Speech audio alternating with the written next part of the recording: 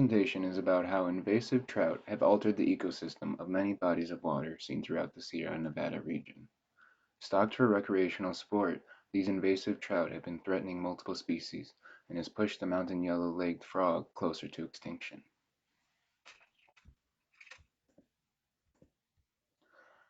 Trout are freshwater species found in waters that are cooler in temperature, ranging from 50 to 60 degrees Fahrenheit, and clear.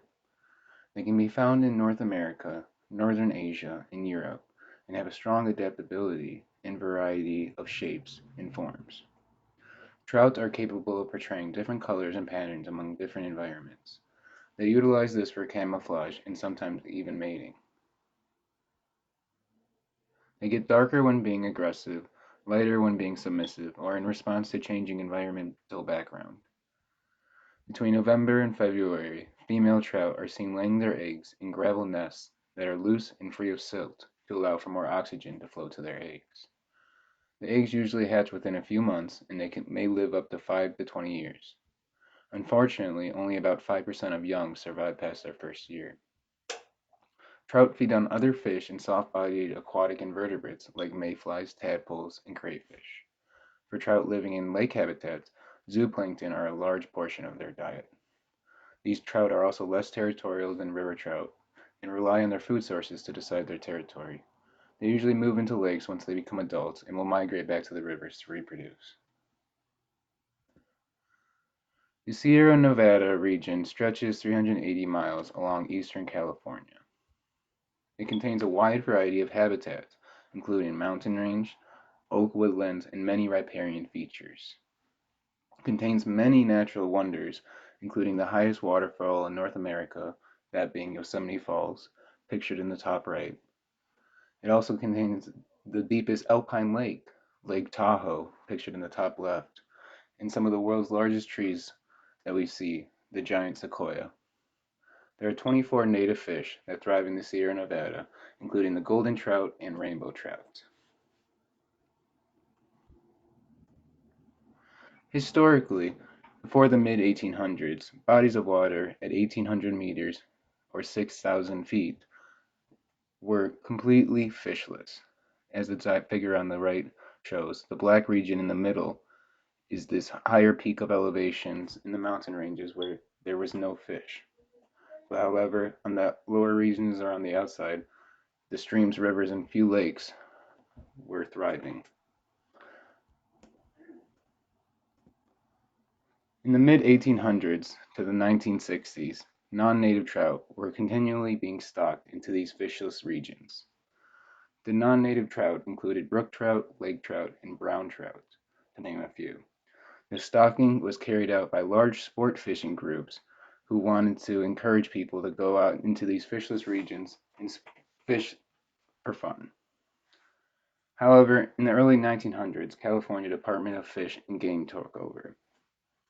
Today, the California Department of Fish and Game has altered their emphasis from stocking fishless lakes to maintaining the current populations of non-native trout within the region.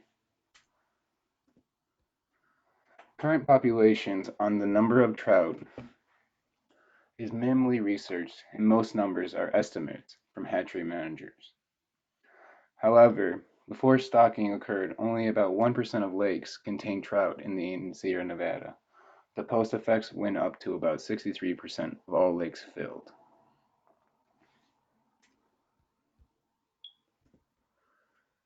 In these high altitude lakes,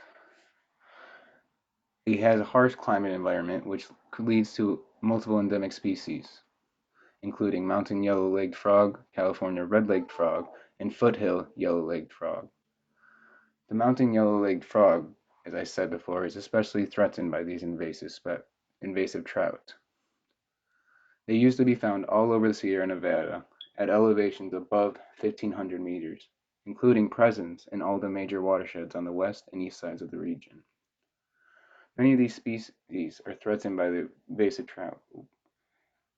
They are threatened by these trout because these trout feed on the tadpoles, not allowing for them to reproduce to maturity, not allowing them to grow to maturity and reproduce. It has been recorded in the wild that trout in these amphibian species rarely occur naturally.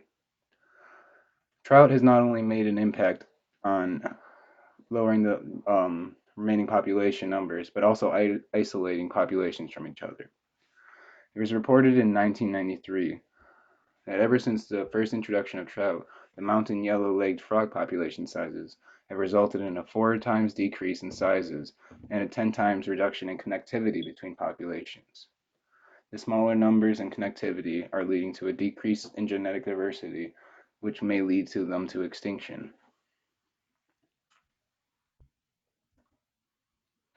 These trout have not only affected amphibians, but are also affecting the zooplankton seen in these lake habitats. When you introduce a fish to these lake regions, zooplankton communities' overall body size averages become smaller over time. This leads to a decreased energy supply throughout the food web and a decreased food source for species of all kinds who rely on these zooplankton. It has been recorded in the Sierra Nevada that trout have created the same effect for zooplankton populations throughout the region. It is predicted that it is also possible for trout to completely eradicate zooplankton populations if they are vulnerable in these lakes.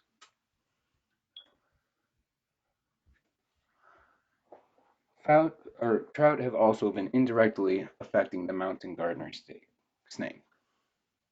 The mountain gardener snake relies crucially on tadpoles for their diet. These trout have created a competition for food sources, which could push the mountain gardener snake out of the region. The loss of tadpoles is also affecting lower trophic levels, as tadpoles are important for reduction in algal biomass and maintaining lake nutrient cycling. The decline in overall zooplankton populations will lead to decreased water transparency and increased primary productivity. Primary productivity could lead to a deoxygenation of the lake. Today, California is aware and actively working to address the issue at hand. They are searching for populations of yellow-legged mountain frogs in suitable habitats where they can preserve and protect them. They have created new policies with regards to planting trout and removal of existing trout in the Sierra Nevada to help these frogs. These include not planting lakes that have self-sustaining fisheries, not planting fish in not planting non-native fish with populations of native trout or other native fish species, setting a target of not more than 10% of lakes having planted trout to be eradicated over the next 10-year period, make use of lakes already barren of trout for reintroduction of amphibians to the maximum extent feasible, select for removal only lakes bearing species exotic to California such as brook or brown to the maximum extent feasible. Select for removal only lakes with reproducing trout to the maximum extent feasible, and select headwater lakes or isolated water bodies near known populations of amphibians until all habitat types have determined to what is best for recovery of these frogs, and also selecting only lakes without a history of high angler use or producing trophy fish. In the future, these policies will allow scientists to study and fill in knowledge gaps on how these frog species interact with fish. The removal of trout will allow for a living laboratory of reintroduction of native species to this region to be studied. The future studies conducted in this region will allow for greater species richness and possibly saving some species that may be threatened.